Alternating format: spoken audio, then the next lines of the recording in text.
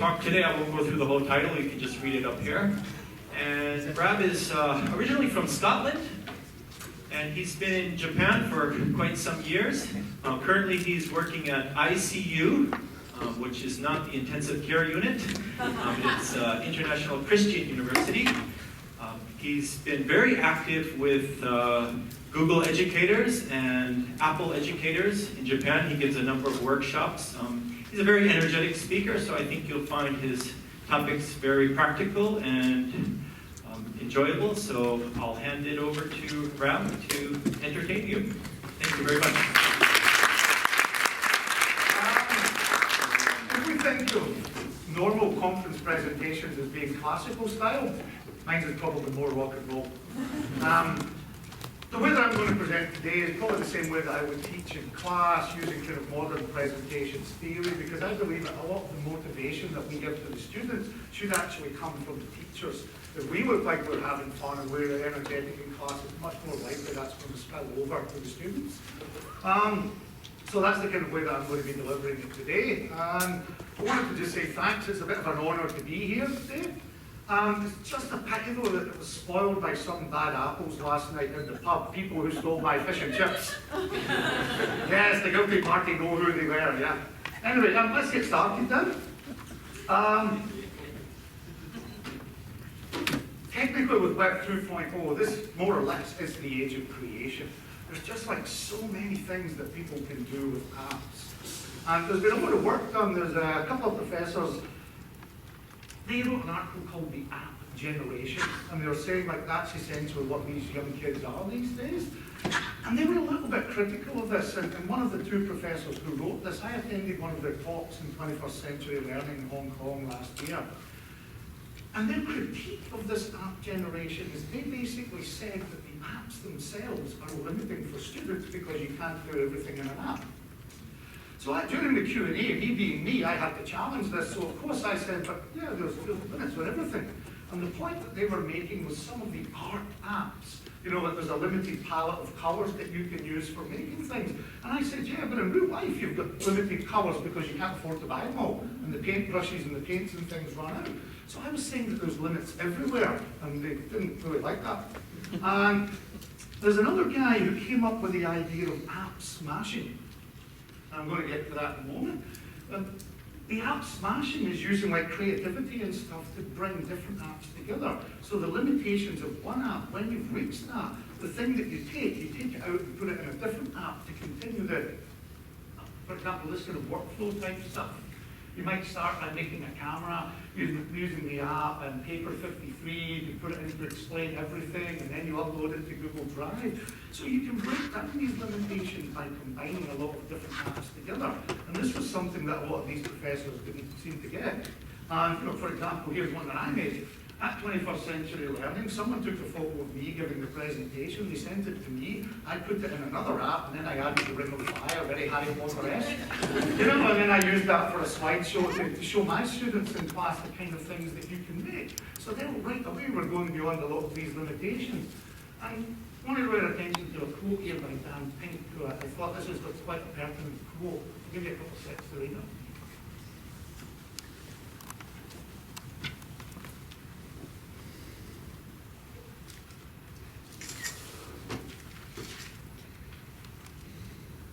I guess everybody's read that. So what I'm going to do next, I'm going to play you two short video clips. And some of you might have seen these before. They're quite famous on YouTube. It's from a series called Kids React. And what they do, has anybody seen them before? Kids React, some of you, yeah? What they do is they show old technology to these kids, who are the kind of upcoming generation now, to see what the reactions are. Most of the clips are about a minute or 2 minutes long, but look at the reactions on the kids' faces and listen to some of the comments they make. It's very, very telling for the type of kids that will be coming to school and coming to university over the next 3 or 4 years. And say what we like about technology, that genie is not going back in the analog world. It is certainly not. So these are the app generation, but I'll let them speak for themselves. Kids react to technology. This episode, Walkman. Has anyone seen this one before? Mixing it up on you again. Okay. You're not watching a video. Oh no. I'm so scared. And reacting to this. Oh, what is this thing? I have no idea what it is. What is this? I don't get what it is. What do I do? Press play? No, it does. She's looking at the window for the cassette, thinking it's like an iPad screen to touch that. So, do you know what that is used for? Walkie-talkie? Speaking into it. Music, boombox. Wait. It's a cassette player, right? It actually is a device that plays music. Oh. So maybe we'll play music today? Oh, here, radio, AM, FM, stop, play, okay. What are you talking about? You gotta be kidding me. That was said in reaction to that it didn't have access to the iTunes store. Now, when we move on to the next one, it's again about a minute long. This one's about old computers. Technology! This episode, all computers! The very last quote is the most pertinent one at the end What of this is one. this? What is that? A computer? Oh, it's an old computer. It looks cool. I like pressing buttons. It's huge, it's very huge. If you don't have a desk, where do you put this? It's very extra. Question time! So it is an old computer Yeah. from the late 1970s or early 80s. What do you think of it just from looking at it? Kind of like those old televisions that are like very boxy. Go They're ahead. still in quite a lot of classrooms.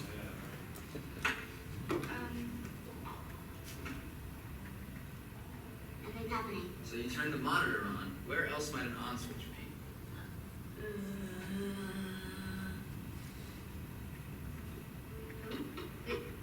Hello? Touch screen. How do I do this? It's in the back. Oh, no. I see where it is. Why does it have to make so much noise? Just looking on the screen. It doesn't look anything like what we have now. Apps, games, websites, everything. Look what they want. This thing right here has nothing. Go ahead and try to do something on the computer. Nothing's happening.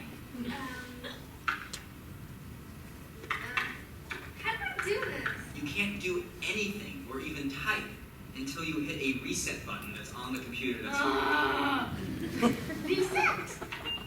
It's very tedious. it's like pre-flight checks, kind of. That is too many steps. How do you like to do anything? Maybe press shift. Okay, that didn't do anything. Where's the mouse? Where's the mouse? Everything is just done with the keyboard. What? Okay, now. Okay.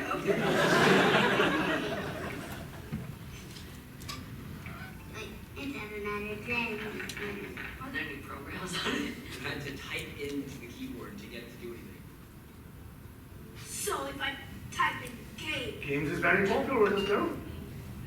error. This computer isn't an error. How do you go?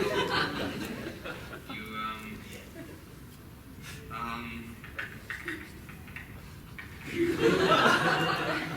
I'm pretty sure Timothy Berners-Lee did create it yet. there was no internet back then. What? Look up homework. Who wants to do that? So computers back then could only do limited things. For example, you can do math, type documents, and code, but that's about it. Are you serious? That's mind-blowing. Yeah, without naming any names to save the guilty parties, I actually know of a couple of professors in Japan who banned their students from using all technology in the classroom. I know of quite a few universities that don't have Wi-Fi. There's quite a few of them that things that we would take for granted, these kids are taken for granted, they're just not there. Now, these kids here, they're American kids, they're very kind of multicultural background, you know. Japan's got some other challenges, that there's not a lot of diversity in most of the student body here. So as a kind of analogy, those of you who are ADEs in the room probably recognize this from Bill Rankin's presentation, so I thought, yeah, this is something I can use. My wife actually has this book.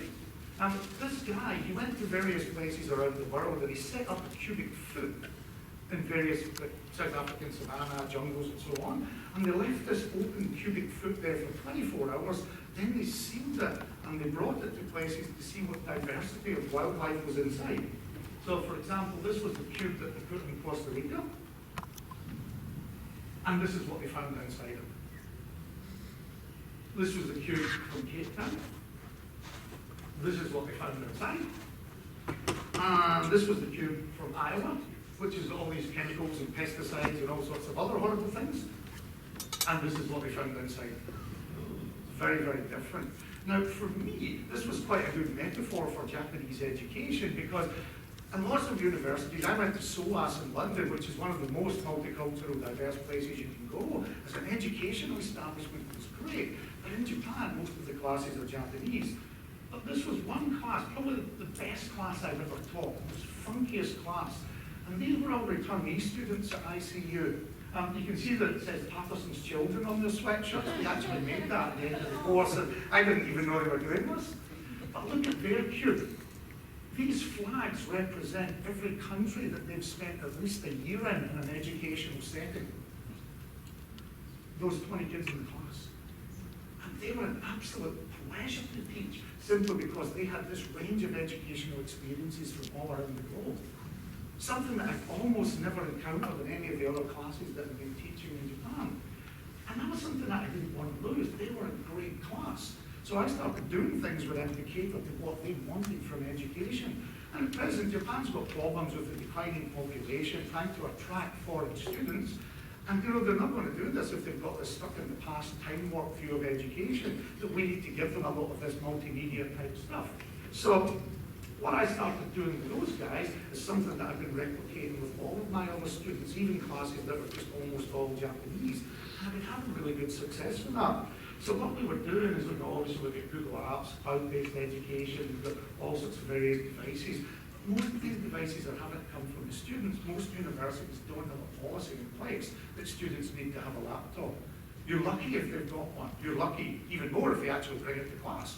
That there's no such requirements for them to have this. And to me, that's a really kind of outmoded idea. Now, this video, this is made by a colleague of mine on the COITAIL program. It's a distance learning certificate of, educational technology and information literacy. And my colleague here, Jamie, this is a video that he made in an elementary school in Hong Kong.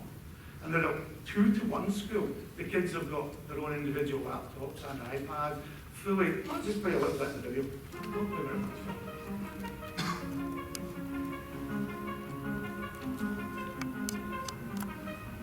Now, this is where I couldn't believe it. His school has a drone, and they put a GoPro on the drone. And his elementary school kids working with him made this video using the GoPro on a drone. You don't even have that at university here.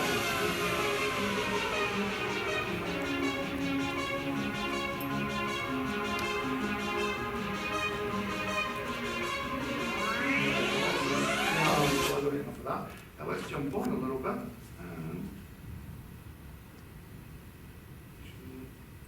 So here, they've got students doing presentations. And I'm Imogen, and I'm Louisa. They're teaching body language, they're teaching gestures to these kids. And they've got confidence in their presentations that a lot of our university students here don't have. It's a shirt machine that makes you any kind of shirt you would like. Name a shirt and it can... Let's move on. So those kids, they're using iPads, they're handing off to their laptops and so on. But generally, this is the kind of model that we see in Japanese schools, because they're lucky. My kids go to the local elementary school, and they have 12 old Windows desktops, and they're all in the library, where most of the day the students are not. Whereas you can find Jamie's stuff online, if anyone wants the link, I'll send it to you. But every day they're using laptops, they're using iPads, they're using paper, they're using crayons, they're using apps for paper and crayon. They're just totally integrating the technology into their learning, and they're creating things off their own back, not just for school assignments. You know, that is autonomy and motivation. They're enjoying what they're doing with the tools. And, you know, sure, my kids have got access to these when they come home to the house. But what about the rest of the kids at my children's school? They don't have this stuff, and they're not allowed to take them to school. So this would be like, oh, yeah, that's right. Not only did she steal my fish and chips, she had this very photo in her slideshow yesterday. You just can't trust anybody these days, yeah? So yeah, this is the more normal kind of thing that you would see in the Japanese schools. And if you contrast that with what was going on in Jamie's class, if we've got time, I'll show you the clip at the end. These kids are just naturally picking up the tool that's needed for the task at hand. Yeah, that's what we see here. Now, this next thing, I grabbed this from Twitter yesterday. Let me just go up here. This was an OECD chart, and it was related to ICT experience.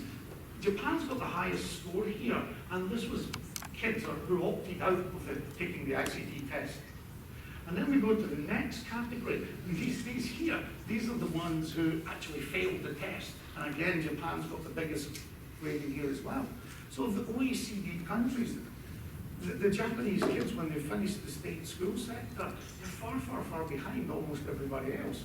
Yet this is in contrast to the image that people have of Japan as being like a very high-tech place. And it is in the corporate sector and in manufacturing, but that's not percolating through to the education sector. And a lot of these kids, when they graduate, they come to university and they can't do anything.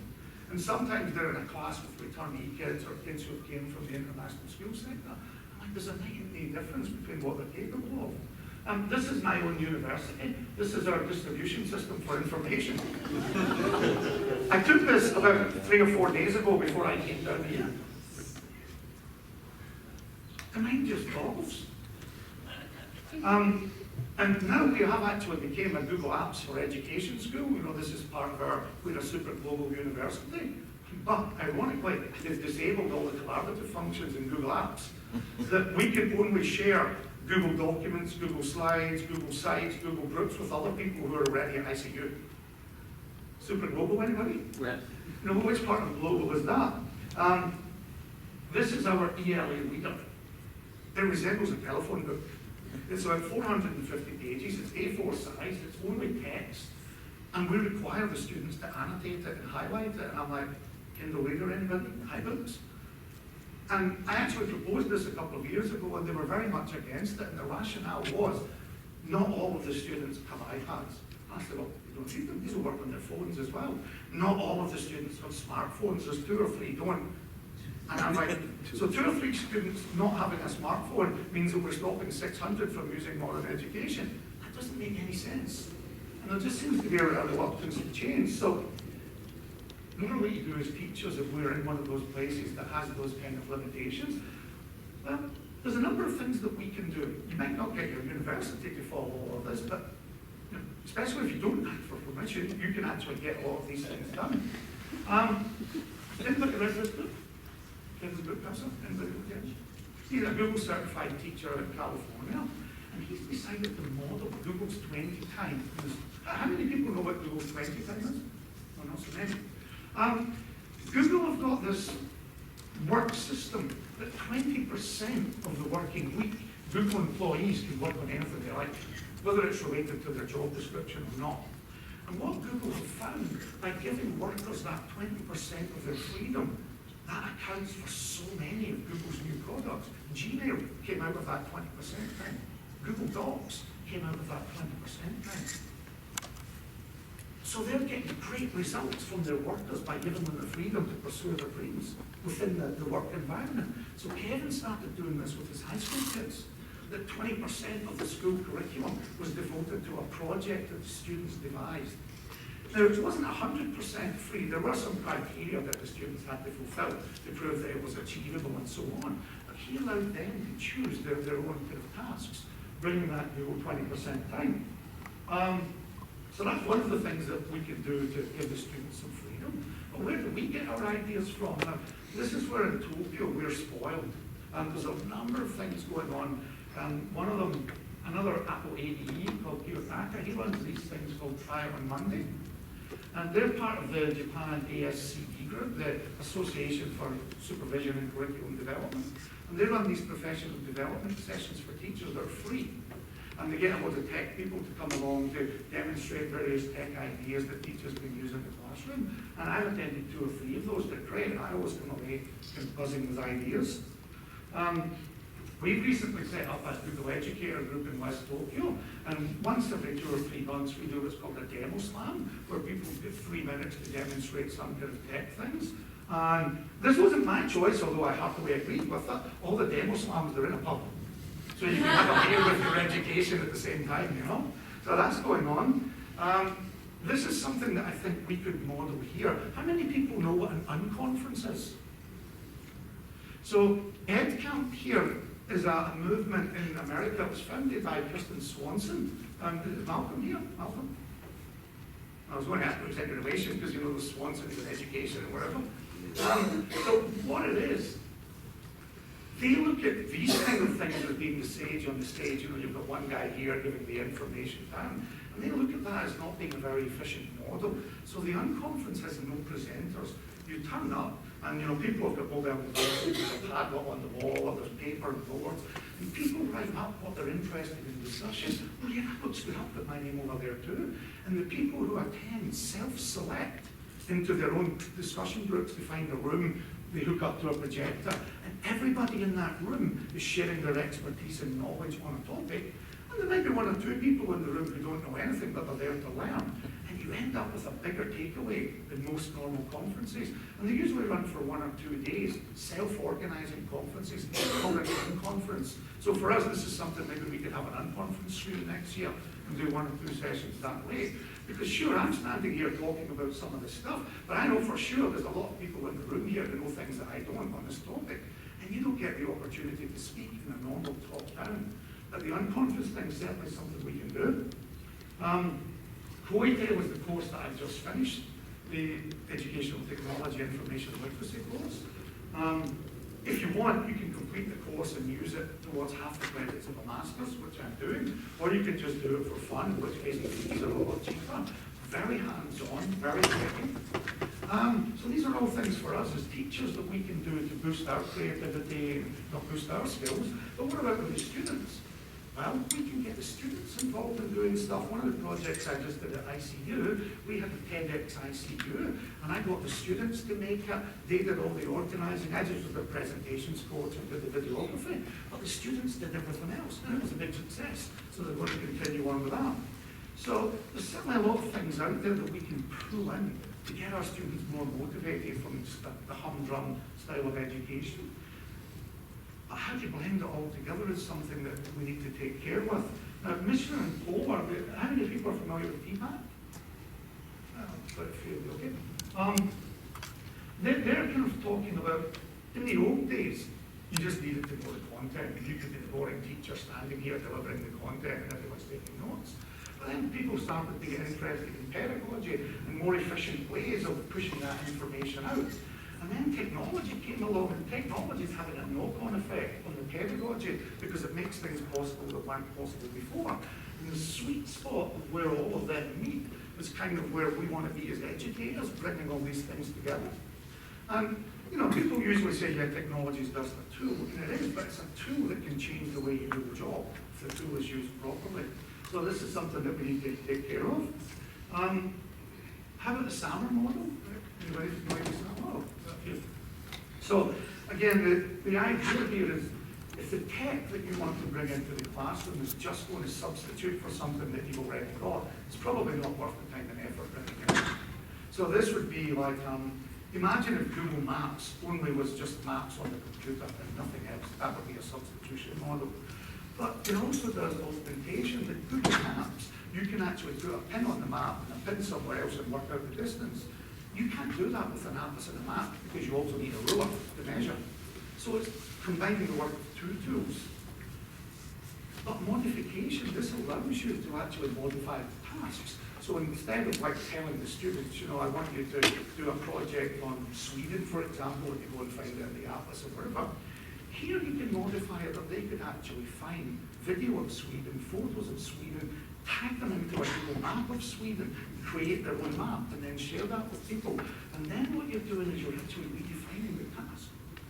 The students then could virtually go to Sweden, go onto Google Maps, go down in the street, look around, look at the style of the architecture. So therefore, Google Maps makes possible all 4 of those. So therefore, it's worthwhile spending the time and energy to incorporate Google Maps into your curriculum. If you were a geography teacher or culture, for example, because it would fit all of the parts of the SAMR model. So essentially then, we need a call to apps. There are just so many apps out there, and most of the students, at least, they've got like mobile phones or smartphones and things that, most of these you can pull them in. And these are just a handful of ones that I threw up there. There's a whole lot more, but not all of the students need every app.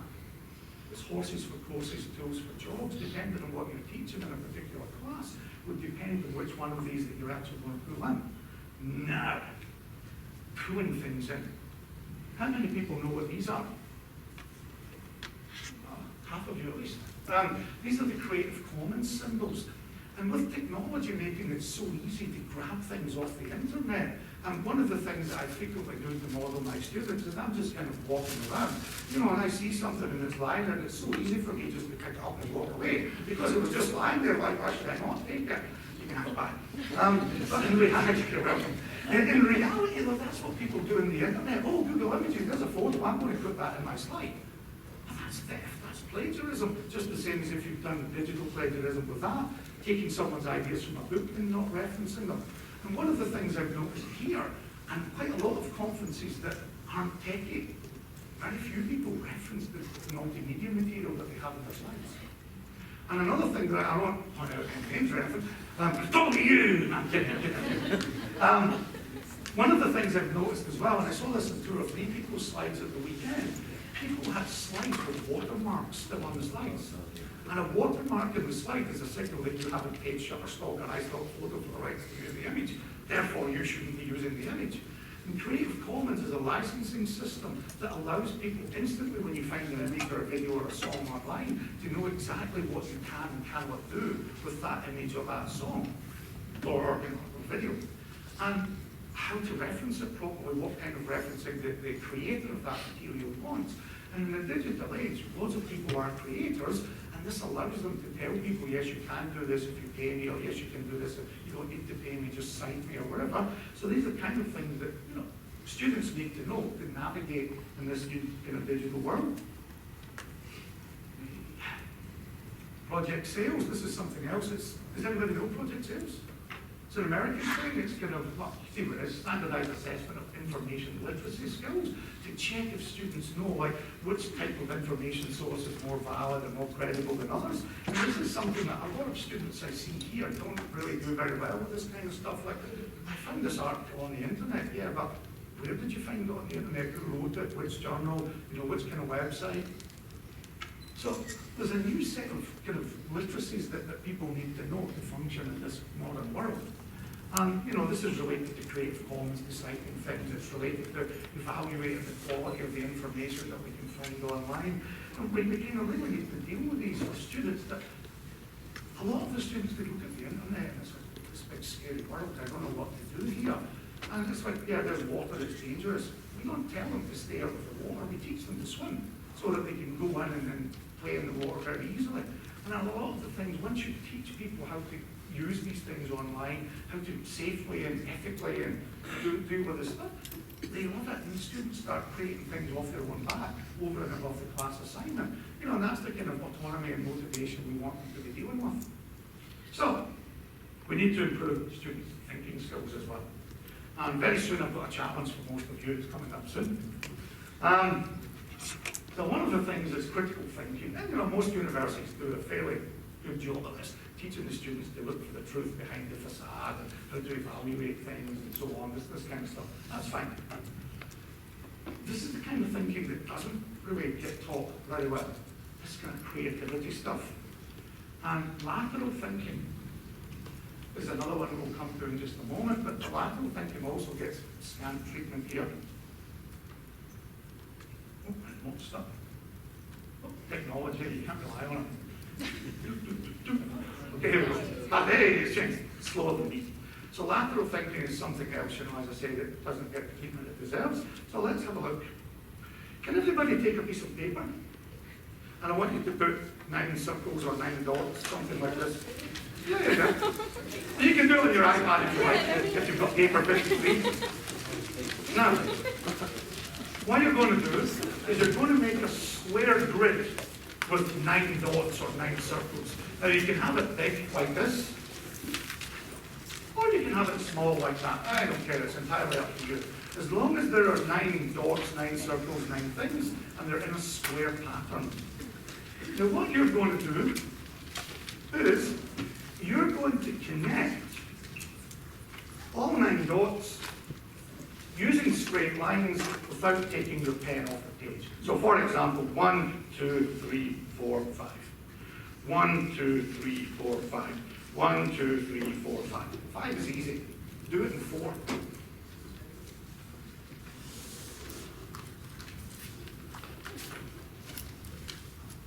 And there are 2 different ways, at least, of doing it in 4.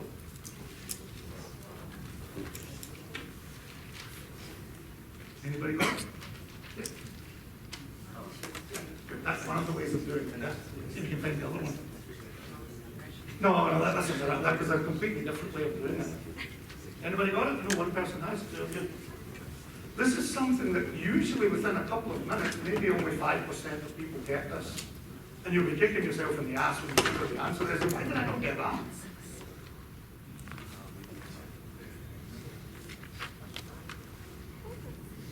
Look at this.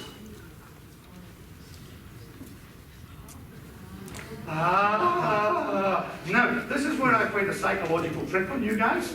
If you look at the example I gave here, I deliberately kept all of my lines inside the box. So most of you automatically kept your lines inside the box, but you have to go outside the box to complete the pattern. Okay? How many people can do it in 3? 4.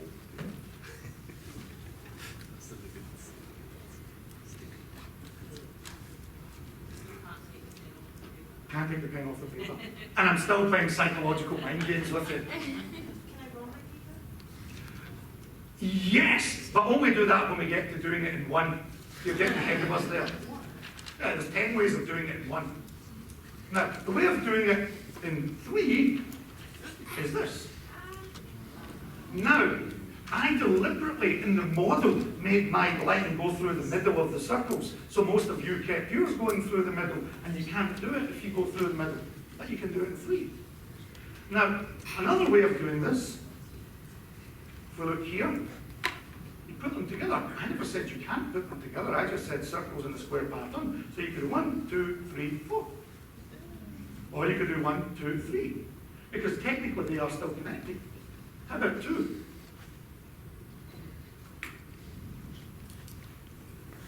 Yes, thank you. I didn't say you couldn't use a bigger pen. How about 1? Now, there's 10 ways of doing this in 1, and I won't go through them all. You can pay me in beer later, and I might tell you some of the answers. Now, really, you could get a big, huge pen, but that would be 1. Or you could overlap them like that. Still a square pattern. There's 8 other ways of doing it in 1. And I run through this with my students as a creativity developing idea. Some of them roll the paper, some of them fold the paper, some of them cut the paper. Because I never said you couldn't use scissors. And that's a very creative way to cut the paper, line them up and draw a line. So it's to develop this attitude to creativity in the students.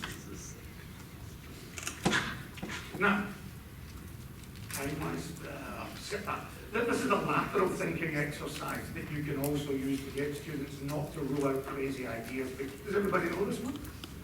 So imagine there's an island, right? And the island is totally covered in trees. And on one end of the island over here, a fire starts here. And the wind is blowing the fire towards you. You can't go in the water, there's sharks. They'll eat you. You can't stay in the island, the fire will burn you. You've got no tools, no equipment. How do you survive? Well, you need to do 3 things that look stupid. Hey, fire! Hey! Most people don't really want to approach a fire. But that's what you do. You approach the fire, you get a stick, and you make a second fire, and you put it on the other side of you. So that's really stupid. 1 fire is dangerous, 2 fires is more dangerous. 2 fires here, you can still go this way. Fire here and a fire here, you're trapped in the middle, and you live. Because if the wind blows this fire this way, it blows that fire that way, and as this is burned, you can step into the area as it burns because it can't burn twice.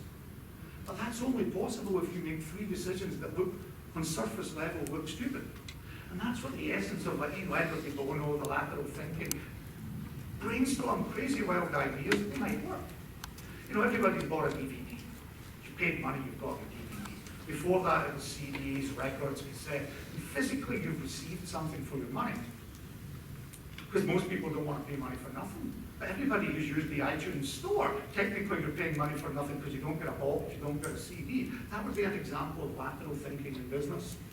Now, another thing I do with my students is the marshmallow challenge. Has anybody done this? It's fantastic. It came out of, Tom Woodgett's the second guy to do this. Peter Skillen did it as a TED talk. Let me just play a little part of this. What it is you give teams of 4, you get 20 pieces of spaghetti, a metre of tape, a metre of string, and 1 marshmallow, and then in 18 minutes. And they have to build a tower that supports the marshmallow at the top, and you time them quite strictly. And loads of people fail. Now, we'll just play a quick minute of this. Like they jockey for power, then they spend some time planning, organizing, they sketching, they lay out spaghetti.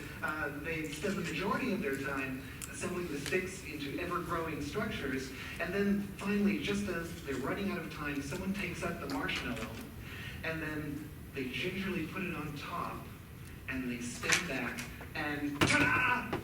They admire their work.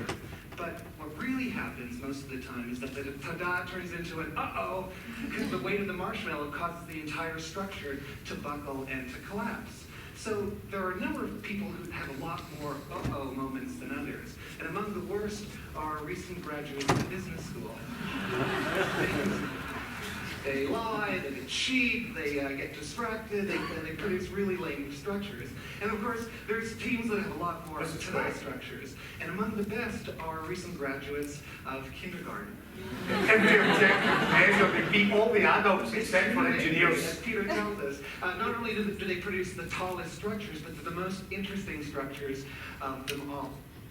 And the reason that they do this is the kids start with the marshmallow and they stick it on, and then they start building it up the way, iteration after iteration. Whereas everybody else, like business people, they're trying to think, let's get a plan together, and let's work on this one big plan, and then let's go forward, and there's no deviation from the plan. And sometimes it doesn't, a lot of the time it doesn't work. So try to get my students to do this, and once they've all done it and failed and done horribly, I let them redo it, and they all do better second time around. And the moral of the story is, don't spend so much time talking about it, spend more time actually doing. And then I say, yeah, and now apply this to your essays. And I want them to start doing the essay, to start working on that kind of stuff. And if they really get into it, I could pull up some of the students' blogs. I make them write a blog after every class. And the blogs that come after they've done the marshmallow, they're the most interesting student blogs to read. And you know, the feedback that they give about what they learned from doing this and how they're going to apply it elsewhere is great. Here's some photos of some of them. I've done it from like junior high school kids all the way up to university students. And this summer I'm going to be doing it with business executives at ICU's Global Leadership Studies School. Almost everybody gets a real kick out of doing this, and they see how it works, and wow, that's such an eye-opening thing. And you know, this is what we want the students to do, to apply this kind of stuff. I make them count for 10 seconds, and if it's still standing, it's a ta-da. 5, 6, 7, 8, 9, 10. Now, what you don't see is about 7 seconds later, their tower starts to collapse. But I did say it's 10 seconds, you know. So, well, you've got the idea here then. So this is quite a good thing for the students to do. And I really want them to start getting creative in their work. And you know, they watch YouTube a lot. Well, the ICU ones do anyway. So I know that they're always on YouTube. So I thought, why not use YouTube? And I've used a couple of metaphors here. So, you know, a couple of comparative videos to show what I want in terms of creativity. So what I've usually done is I've got a YouTube channel, and on the YouTube channel, I put in some videos in pairs that I think really show what I mean by creativity. Because what I don't want the students to do is just to do the same thing that everybody else has done. I want them to do something interesting. So one of the things that I've done is I play them the song Amazing Grace, because they all know it. Yada, yada, yada. Some Scottish guy, bagpipes, traditional, normal, yada, yada, yada. And then you've got like the kind of beautiful woman in the long dress, singing with all her soul and so on. You're going to see this in a moment.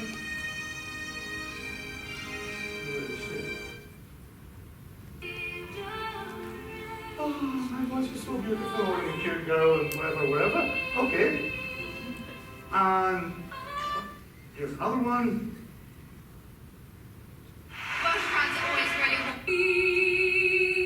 Wait a minute, was that not just the same girl we just saw a moment ago? It isn't, but there's no real difference, right? And if you go on YouTube, there are hundreds of women who conform to this pattern, singing in this way with the emotional bagpipes in the background. Why even watch all of them? Because there's no difference between this and any of the others. So when I say to them, let me show you a different Amazing Grace. You might hate it, you might love it, but you won't be bored by it because this is really creative that they've done something different. Now, how many people know the Dropkick Murphys? You're in for a treat. Okay, those of you who don't know, they're a Boston, Celtic, Irish, American punk rock band. Amazing Grace, sing along with me, will you? I won't play the whole thing. I'll go about a minute and you get an idea of what I'm talking about. So they have no beautiful women singing this. They allow the crowd to sing it.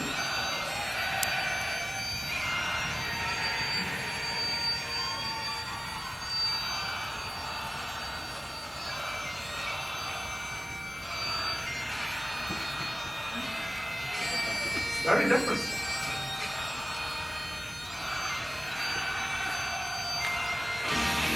Yeah, very, very, very different.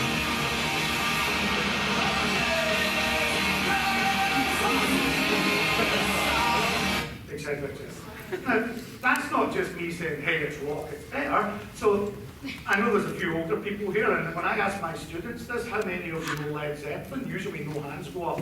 But in here, there's probably a lot of you who know Led Zeppelin, all right? And you know the song Whole Lot of Love? Yeah. Every rock band in the world has covered Whole Lot of Love. There's no point in doing another rock cover of Whole Lot of Love. Everybody's done it. But one of the best cover versions of Whole Lot of Love I've ever seen was by a blues singer in the studio with just her and a guitarist. Now, when I quickly play this, is Daniel Beck here? The guitarist looks a lot like you. And I thought of this when I saw this, I thought, that looks like Dan.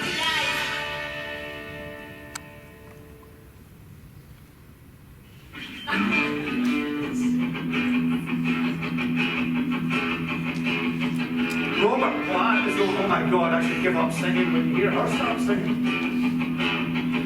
You need cooling, baby, I'm not fooling.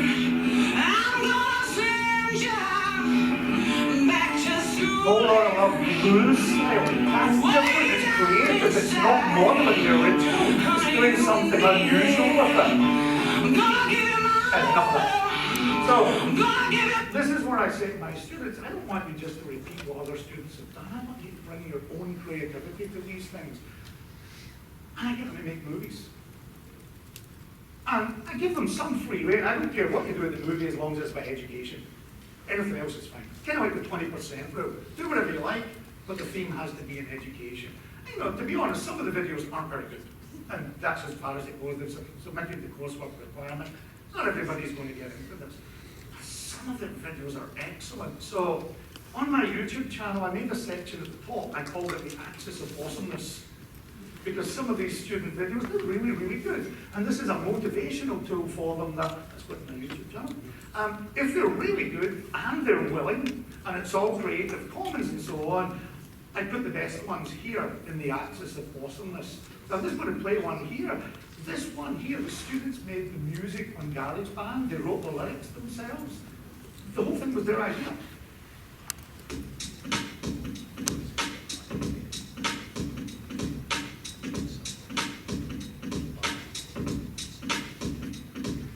Expand it. Oh.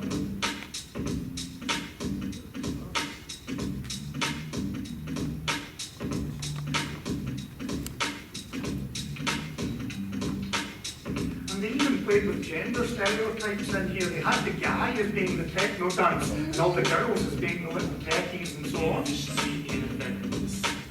It don't matter what the people say. Friends, sex, friends, but Kyushu don't give a damn. They don't give a shit about what I am. Yeah, swearing was allowed, yeah, in Scotland, so of course that was okay. But bonus points for that. It ain't how to get grades. All you gotta do is cooperate. Yeah, I'll be the summer that likes the dark music. Everything will be alright. You and I, we are meant together. Everything is gonna be better as long as we're together. Yeah, yeah.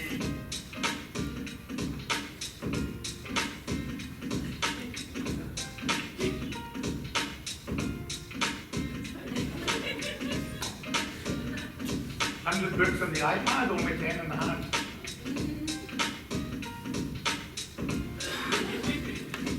Yeah, what would you do without the SOS, iOS? You know that you need it, yes. Google, Facebook, and Twitter, the things you need for you to get better. So get connected and see what's right. Web 2.0 is gonna show you the light. It's you and me, we meant to be. So why won't you see what I can see? Hey.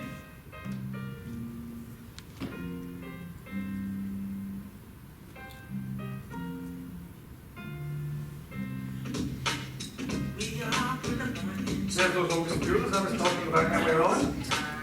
100 million double-sided sheets stuck on backpacks, no backpacks. More focus on the class and not enough to more. I better environment this made for giving away your space and your place to grow. You can be alone forever. Yeah, I'll be the summer that likes the Not on the cloud, I don't need it. will be alright. You and I, we are meant to be together. Everything is gonna be better as long as we're together. Yeah, yeah.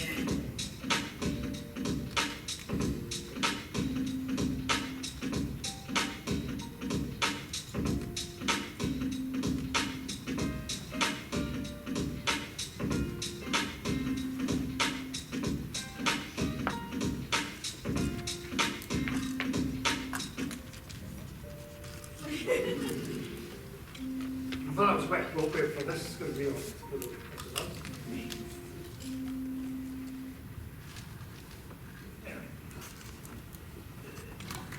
Straight comments, they made everything themselves, yeah?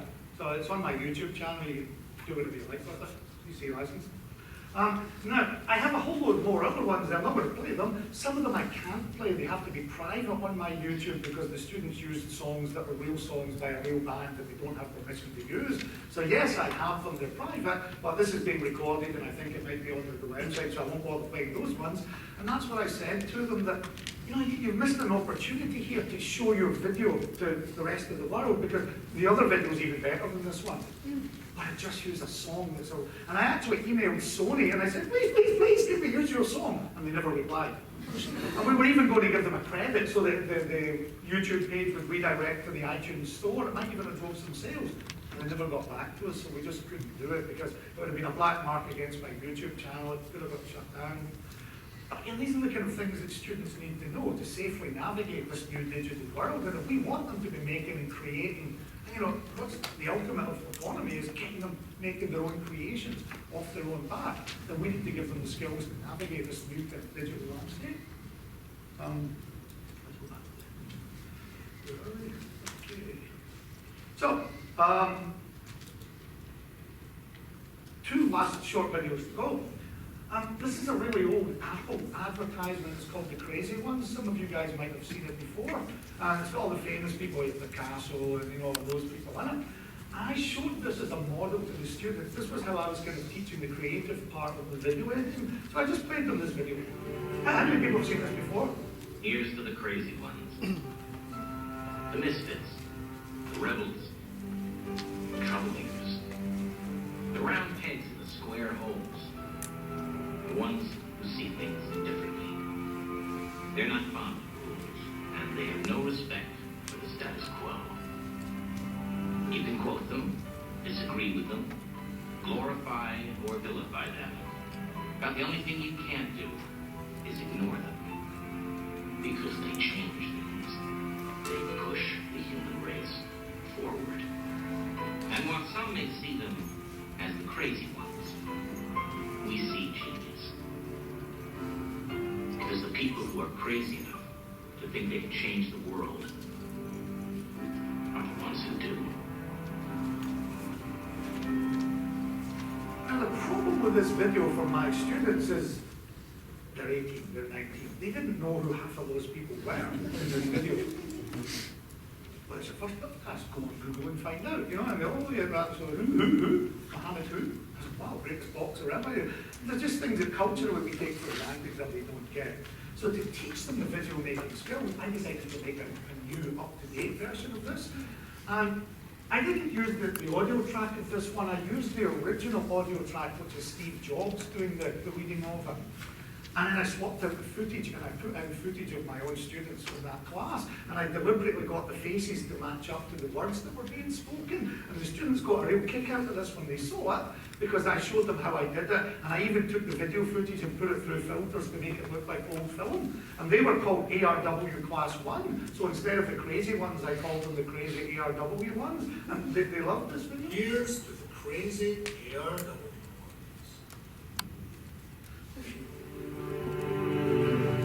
Here's to the crazy ones, the misfits, the rebels, the troublemakers, the round pegs in the square holes, the ones who see things differently. They're not fond This was all their own ideas, they could do whatever they for wanted. the status quo. You can quote them, disagree with them, glorify or vilify them. About the only thing you can't do is ignore them. Because they change things. They push the human race forward. While some may see them as the crazy ones, we see genius. You know, the Einstein with atom and so on. Because the people who are crazy enough to think they can change the world are the ones who do.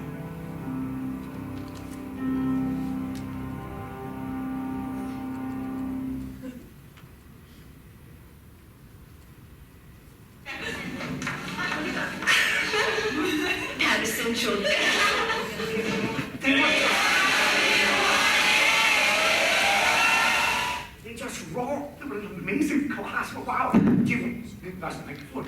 I'm tears in my eyes almost watching that. 3 of those kids were the ones who made ICU. One of them won the Hong Kong Cup. Pinnacle of my teaching career. That was it. Anyway, that's a wrap. Or that's a slam, as they say in Google. These are my photo credits. Now, the style of doing this is just my own idea, but I demand that the students do it as well. What people sometimes do when they're making the slides, they actually put like the credit and the URL underneath, and I think that makes a beautiful slide look ugly, having all that text across.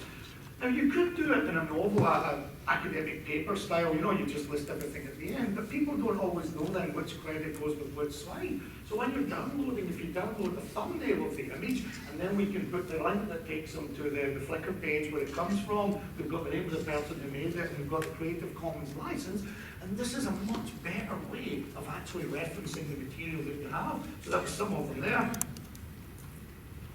There's another one there. And all of that stuff's there. And of course, at some point, I'll get the slides online and SlideShare or something like that as well.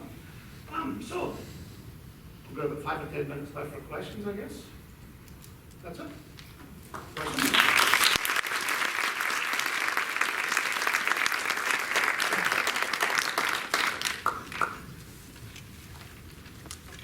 The floor is open.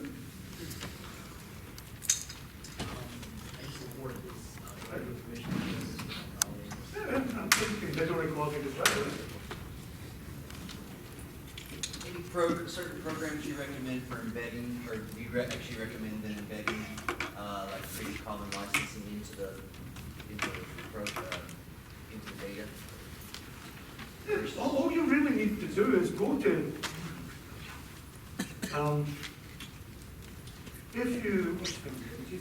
this isn't all of them. There's actually 6 Creative Commons licenses. And if you go on Google search or wherever, you can actually find the photos of them all. And some of them give different permissions. So, for example, this one is attribution. You have to say the name of the person who took it. And this one is non-commercial. You can't use it for making any money. This is called share and share alike. That I give people the permission to remix my stuff only on condition that the new creations they make are shared under the same license, that they're continuing to pass it on, if you like, yeah? So whatever materials you make, if you just stick these in the bottom corner, so if you're making like an iMovie, for example, you're a Mac user? All right, I don't know about the Windows equivalent, but on an iMovie, you can just drag the images in and put them in the corner, or you can put an image on top of the image in iPhoto. And as long as people can see these, you can put them on your website as well, on your YouTube channel, and then people can see everything that's there. They know exactly what they can do with this. And I get students to do this with their own stuff as well.